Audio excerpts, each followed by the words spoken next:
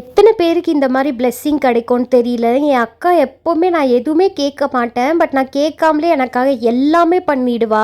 நான் அதுக்காக எதிர்பார்க்க கூட வேணாம். அவளே நான் கேட்கறதுக்கு முன்னாடி அதை ஃபுல்ஃபில்மெண்ட் பண்ணிடுவா.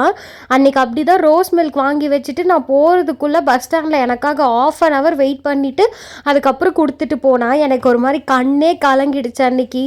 சரி அதை வாங்கிட்டு ஸ்கூலுக்கு போயிட்டேன். அதுக்கப்புறம் நேற்று தான் மைக்கா மாற்றணும். அதுதான் அம்மாவுக்கு ஒரே ஹாப்பி. பிகாஸ் இந்த டைனிங் டேபிள் வந்து என் அக்கா 1 வயசு இருக்கிறப்ப எங்கள் தாத்தா பண்ணி கொடுத்தது. ரொம்ப வருஷமாக மைக்கா மாற்றாமல் அப்படியே இருந்துச்சு. ஆனால் அவ்வளோ ஸ்ட்ராங்காக இருந்துச்சு. சரி ஒரு 25 வருஷம் ஆகுது, இனிமேலும் மாற்றலைன்னா நல்லா இருக்காதுன்னு சொல்லிட்டு மாற்றிட்டாங்க அம்மா. ஸோ ஒரு வாரமாக வீட்டில் இந்த மைக்கா மாற்றுற வேலை தான் போயிட்டு இருந்துச்சு. இப்போ பார்த்த உடனே ரொம்ப சூப்பராக இருந்துச்சு. அதுக்கப்புறம் டிஃபனுக்கு இட்லி சட்னி தான் பண்ணியிருந்தாங்க. அதுக்கப்புறம் கோங்குரா ரைஸும் உருளைக்கிழங்கு பொரியலும் தான் பண்ணியிருந்தாங்க. கோங்குரா ரைஸ் அம்மா சூப்பராக பண்ணுறாங்க. எனக்கே ரொம்ப பிடிச்சிருந்துச்சு. சரி காலையில் இட்லி 2 சாப்பிட்டுட்டு அது சும்மா டேஸ்ட் பண்ணிகிட்டு இருந்தேன்.